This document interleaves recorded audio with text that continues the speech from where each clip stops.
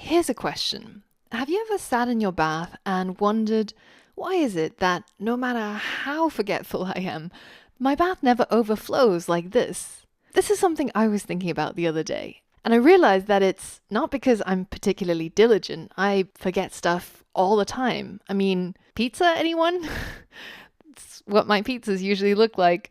But the reason why our bathtub or the sink doesn't overflow is because of this fantastic piece of engineering, the overflow. So this means that whenever the water reaches beyond a certain level, about here, the water starts overflowing so that the bathtub doesn't overflow and annoy your neighbors downstairs. In fact, we could represent this mechanism with a conditional statement. When the water level is, say, greater than 80 centimeters, then it should drain the water. But if the water level is not greater than 80 centimeters, it should continue filling up the tub.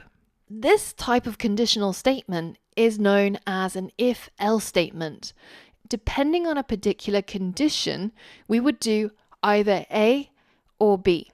And when we want to write Python code to represent this, it looks something like this. There's the keyword if, and then the condition that we're testing for, and then a colon. And after the colon, we've got an indented block of code, which should be executed if this condition is met, if it's true. But if it's not true, then we will skip to the else block, and it's just the else keyword with a colon. And then this code block would execute if the condition is false. So we could represent that previous bathtub situation with code that looks a bit like this. Let's say our water level is at 50 centimeters, and then we would test if the water level is greater than 80 centimeters. Well, if that is the case, then we should drain the water. But if it's not greater than 80 centimeters, in other words, else, well, in this case, we should just continue filling up the bathtub. Let's put this into practice with a real life problem. Now, let's say that you've gotten a job at a theme park, and your first job of the day is to write some code that replaces the ticket box. Now, there's a couple of things that you'll need to think about. Firstly, in order for somebody to actually purchase a ticket to go on the roller coaster ride, they will need to be over 120 centimeters. So we have to check what their height is, because if they're too short, then we won't be able to sell them a ticket anyways. In the course resources, I've included a link to this flowchart that I've created on draw.io. This is a really useful tool for creating any sort of flowcharts or diagrams, and it's really easy to use. Now, if we take a look at this flowchart, this is basically the logic that we have to program using our if and else statements. If the person who's trying to purchase a ticket is not over 120 centimeters, then they can't ride on the roller coaster. But if their height is greater than 120 centimeters, then they can ride. So let's try it out. If you head over to the starting replit, you'll find some starting code in there, and you can go ahead and fork this replit. All that I've got here is a print statement that says welcome to the roller coaster, as well as an input asking the user for their height in centimeters, and then converting this string into a whole number, an integer. And then I'm storing it inside this variable called height. Now we're going to check whether if the height that the user has typed in is greater than 120. So we use the keyword if, and then we check if the height is greater than 120, and then we add the colon. And now when I hit enter, you'll notice that the code editor has automatically indented me slightly over. I'm not over here, because in Python, the spacing and indentation is really important. It tells the computer that the code that I'm about to write is what should be executed when this condition is met. So what should happen? If your height is over 120, then we will just print you can ride the roller coaster. But what should we print if height is not greater than 120? Well, in this case, we would use the else statement to catch when that happens. And it's really important that you don't write the else here, because this is indented over. Instead, you want it to be at the same indentation level as the if statement. These two are essentially a pair, if and else.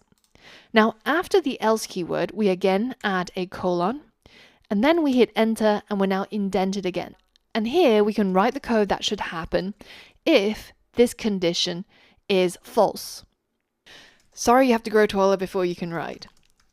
So the really important things here are the condition, which we're testing for, is the value of height greater than 120, the syntax of this code, so the keywords if and else, as well as the colons that come after each of these lines, and finally also the indentation.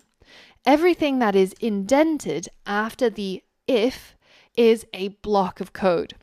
So this is indented and it's effectively inside this if. So this line of code lives inside the else statement. This block of code lives inside the if statement. And if you mess up on the indentation, then you're probably going to get an indentation error telling you that this line, 5, probably should be indented. But when we do actually correct it and we hit run, let's say that our height is 130 centimeters. Then we get back, you can ride the roller coaster. But if our height was, say, 90 centimeters, then we get a different outcome. We get, sorry, you have to grow taller before you can ride. So by using if and else statements, we're able to get our code to do different things, either printing this line or printing this line, depending on a condition that we're testing for.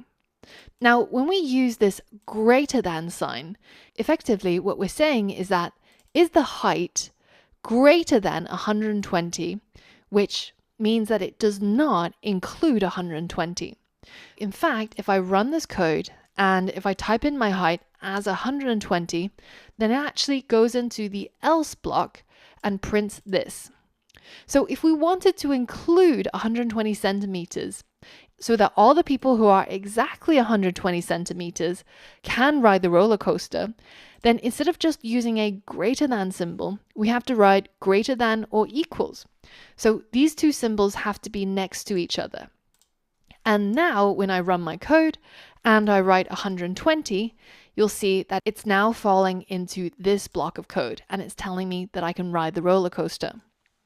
Now these are called comparison operators, and we've already seen greater than, so lesser than is pretty self-explanatory, but we've also seen greater than or equal to and lesser than or equal to.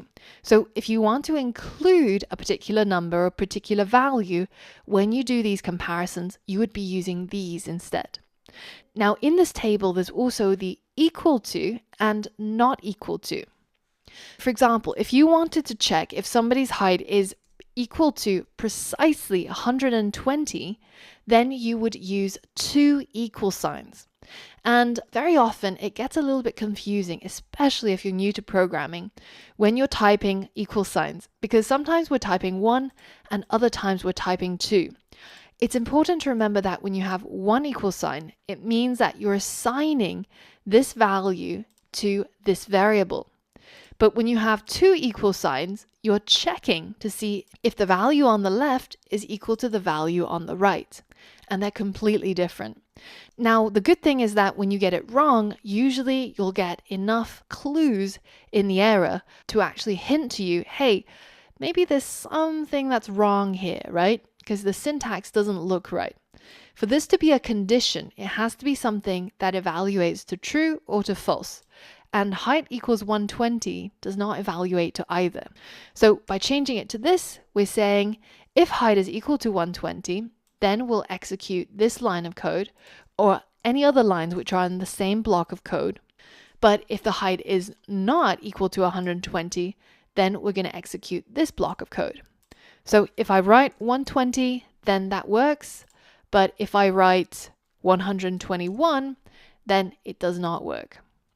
Similarly, you can also check for not equals to, which just flips it around. But in our case, it makes sense to say if the height is greater than or equals to 120, then you can ride the roller coaster, but otherwise you cannot ride the roller coaster. By using if and else statements, we can get our computer to do different things and respond differently depending on different conditions. So in the next lesson, I've got a coding exercise for you.